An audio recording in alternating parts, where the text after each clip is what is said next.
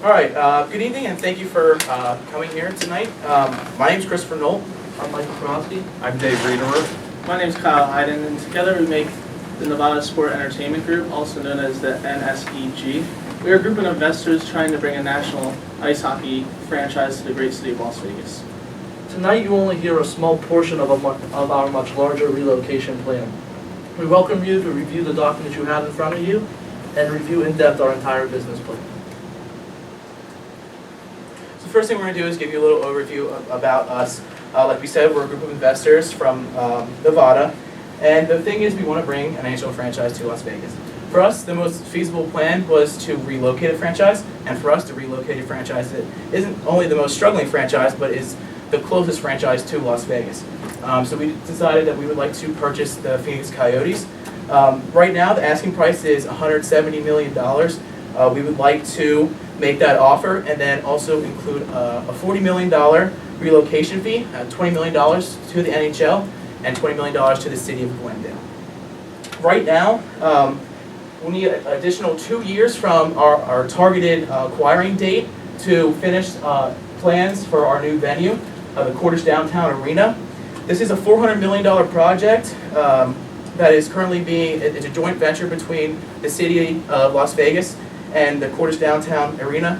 This is probably going to be the most successful out of the different arena plans in Las Vegas right now because it has the most financial and government support. The Las Vegas Vipers will be the anchor tenant of the new venue, and we're looking at a 15-year lease agreement. So the Las Vegas Vipers have put together 8 corporate objectives. I'm going to touch on just a few of them. The first will be to acquire the Phoenix Coyotes by December 15th, about a month from now, and then acquire relocation from the greater Phoenix area to Las Vegas. This would include arena construction, hiring of personnel for the 2014-2015 season, which we see as the Las Vegas Vipers' inaugural season. Along with that, we have some specific objectives, as you can see, from 5 to 8 concerning the Las Vegas Vipers. That includes, in the end, reaching a 70% capacity for the season for the 2014-2015 inaugural season. Next, we're going to give you a little overview about professional sport in Las Vegas. As of right now, there are 3 professional teams. The Las Vegas 51s are the AAA affiliate of the New York Mets. Also, the Las Vegas Locomotives, they play in the United Football League, and they were started in 2009. And then also the Las Vegas Wranglers, which are the ECHL affiliate of the Phoenix Coyotes, which we would like to be the Las Vegas Vipers. When you bring up professional sports in Las Vegas, there's a couple issues that come up. The first is the issue of sport gambling. This has to do with the sanctity of the sport, which obviously our organization makes sure that we're going to protect. So our first solution to this issue is to try to remove the Las Vegas Vipers from the betting boards within the casinos. Now, this hasn't been met with a whole lot of success in the past, but we can at least attempt this as avenue. Now, if that's not available, and it very well may not be, our second solution is to outsource a firm and create almost like a compliance department, a completely third-party company that will overview everyone in the organization, their gambling habits, and make sure that the sanctity of our sport is protected. The next thing is that the Las Vegas marketplace is very complex. There's a lot of issues with that. The city relies heavily on income from tourists to survive. And there's a lot of knocks on the Las Vegas area at saying that the citizens may not be able to afford to attend a sport game. But we found some figures that kind of counteract that. The first thing about the popularity of sport, 18.4% of adults in Las Vegas say they attended 3 or more college or professional events within the past year.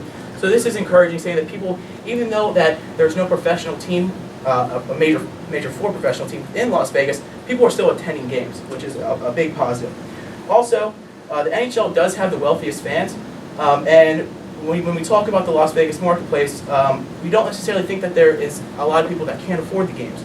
According to our research, 66% of the Las Vegas area makes over $40,000 a year, with 20% making over $100,000. Now, with these salary ranges, they can definitely afford to come to a game. Another thing is that we're in a non-traditional hockey market. There's nothing we can do about that. We're not going to grow ice outside anytime soon. But what we can do is start our grassroots hockey program and try to build from the ground up. And that is our big plan through grassroots and then also our community relations efforts. Finally, when we talk about Las Vegas, there's plenty of other entertainment options, but the great thing about our organization is that we have a very unique sport product, okay? Our entertainment can't be matched by the other entertainment options. We just have too many intangible benefits. The sport product is unique, it's ever-changing and versatile. And another thing is that we're going to use what the other entertainment options in a collaboration. So, because we provide so many unique aspects, we're going to combine our aspects with the aspects of other entertainment options to enhance theirs as well. Freewheeling, fast, explosive, high scoring. Those are the characteristics that are most commonly associated with the NHL today. And that's exactly what the Las Vegas Vipers are trying to emulate as we move into our marketplace. You may be asking yourself, well, what's behind our logo? A Viper is quick and ready to strike at any given time, and that's exactly what we want to produce on the ice. Diving more into our logo, our primary color is purple. Purple is seen as being creative, royal, showing some dignity, and is also perceived as being an overall happy color. Our secondary color being yellow is the most luminous of any other color of the spectrum, and it's the color that catches the most attention. Moving into our inaugural season slogan, striking the strip, it's easy, it's recognizable, and it instantly becomes memorable through using an alliteration. Within our slogan, we use our animalistic characteristics of the Viper and the word striking, while also bringing to the forefront arguably the most recognizable feature of Las Vegas, which is the Las Vegas Strip. And this instantly, with us, immerses ourselves in our community and makes them know that we're with them. We want to not compete against our community, rather have them join us and be a collaborative effort as we move into our competitive market. Next, we want to begin to talk about our brand characteristics. We have 4 up there. I'll elaborate on 2 of them, beginning with consistency. Now, as we all know, we can't guarantee a season in and season out successful product on the ice. However, we can consistently produce high-value entertainment each and every home game, and each and every time people enter our rink. Now, that begins when you pull into our parking lot. That's when our entertainment value to you begins. As you enter the arena, you're going to have the in-game promotions with stuff going on, being shot off into the stands in between period. But that also extends outside of the bowl, where there's all the amenities that an NHL franchise can offer. That leads us into being a caring, great family value-oriented franchise. Our premier organizational goal is to make the Las Vegas Vipers the premier entertainment option in Las Vegas. As we previously mentioned, we're the only professional sports team in the city. We're going to do this through incorporating kids' nights and incorporating our family and our parents into our atmosphere as well. So we've developed 4 target markets for the Las Vegas Vipers, the first being the residents of Clark County, in which Las Vegas is located in. Clark County is home to a little over just 2,700,000 residents, and that residency has increased from 2010 to 2011 and over the past year, and does have trends of increasing in the future.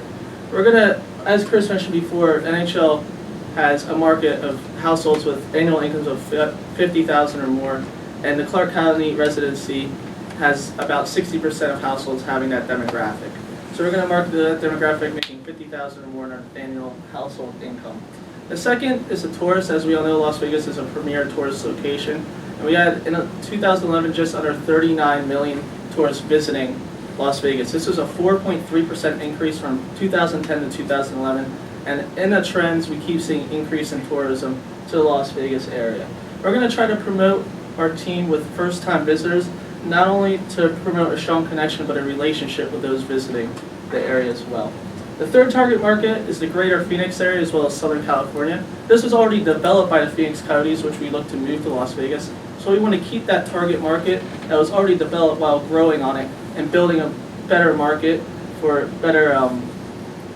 a larger market in all. And finally, the youth of Clark County, greater Phoenix area, and Southern California area is our 4th target market. And as we mentioned before, this is just building a grassroots program to then have them, when they grow up, keep having the idea of hockey in their mind, going on to kids, and building a larger target market for the Las Vegas Vipers in the future. Next, I'm going to talk to you about the marketing strategy of the Las Vegas Vipers. Now, as Kyle mentioned, there are 2 major geographic demographics that we're looking at as far as fans. those living in Las Vegas, the residents of the Las Vegas area and Clark County, and also those visiting Las Vegas for conferences or other events. Studies have shown that 72% of Las Vegas tourists don't decide what entertainment option they're going to see until they actually arrive in Las Vegas. They're bombarded with advertisements from the airport to taxis to hotels, billboards along the highway as soon as they arrive in Las Vegas. We hope to capture their attention as well as capture the attention of those living in Las Vegas as well, as this is obviously important to us. But for tourists, it's a unique opportunity to experience something they wouldn't normally experience on a trip to Vegas.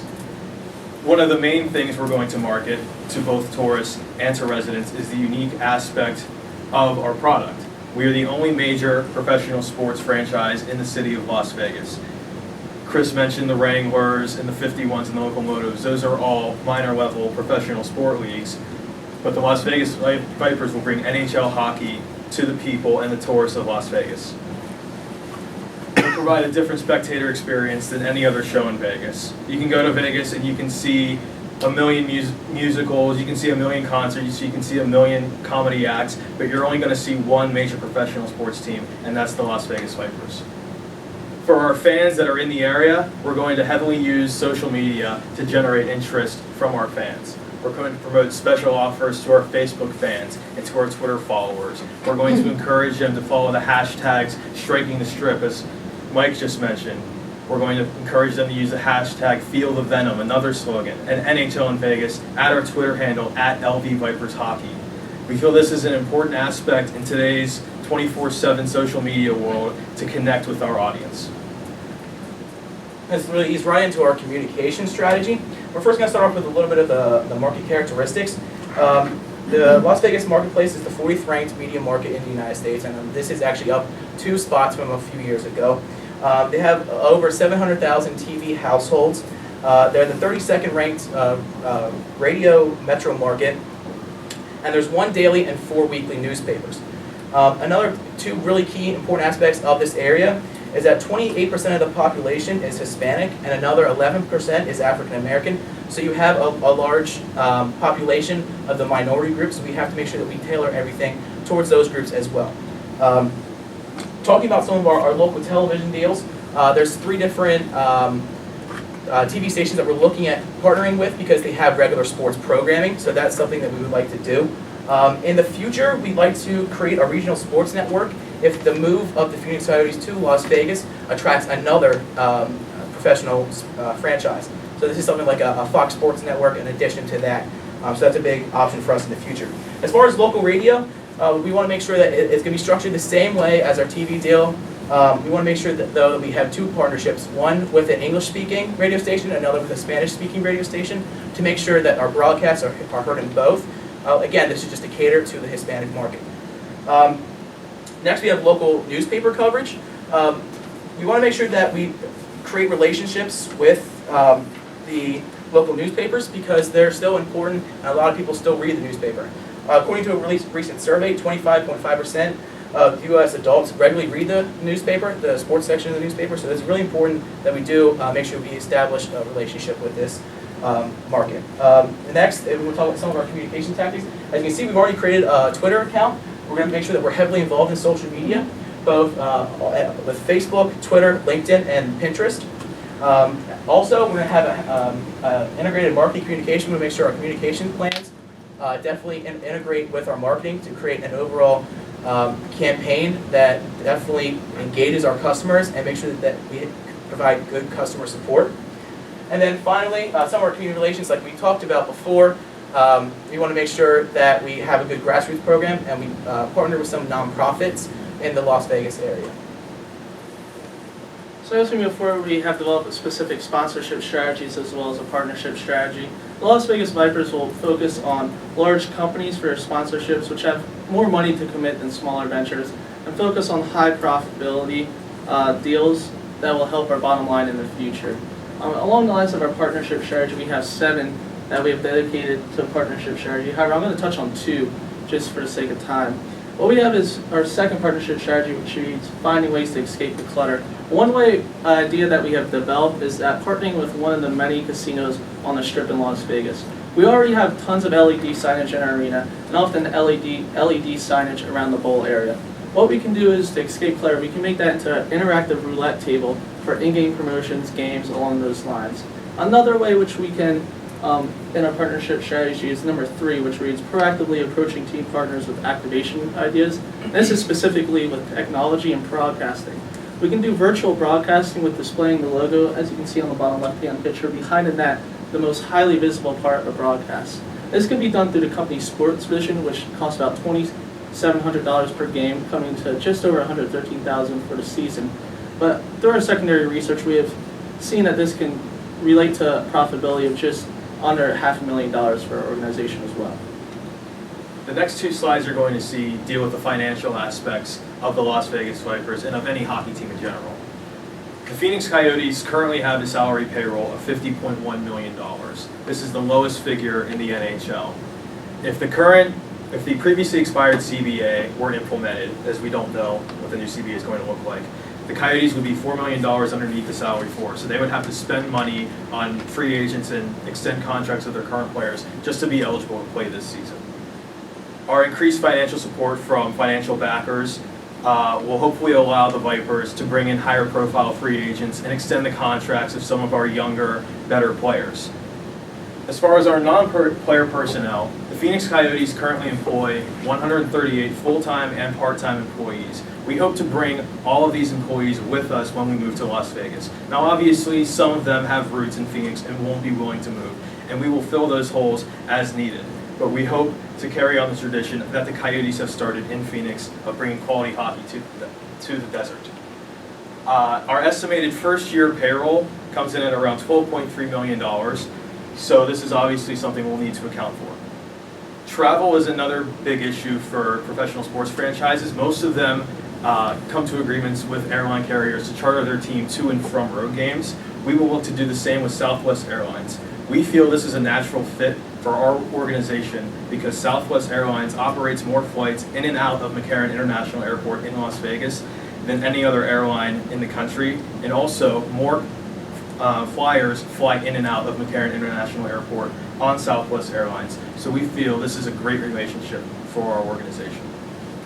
Continuing the financial portion of this presentation, we'll begin to discuss our ticket revenue. Using an extremely simplistic formula, the Vipers determined that we could project to earn $39.6 million in ticket revenue in year 1. Moving into concession revenue, it's important to note that we've decided to partner with Aramark to service all of our concessionaires who do not provide to our suite level. Moving into merchandise revenue, we will receive 100% of team profit, of revenue from team stores, which we've labeled Vipers Gear, as well as team-owned kiosks located in a variety of areas throughout the arena. Additionally, we'll receive 1/30 of royalties paid by manufacturers, as well as 1/30 of centrally league-generated revenue, which, as Dave discussed, will be determined in the upcoming collective bargaining agreement when they finally do reach a deal. Now let's point to the bottom of the slide here as an excerpt of our income statement, which is in full in the handout in front of you. Right away, the number that pops out is our net operating loss after our year 1 projections of $28.8 million. We're losing money. We're not hiding it. We accepted the fact that in year 1, we're losing money.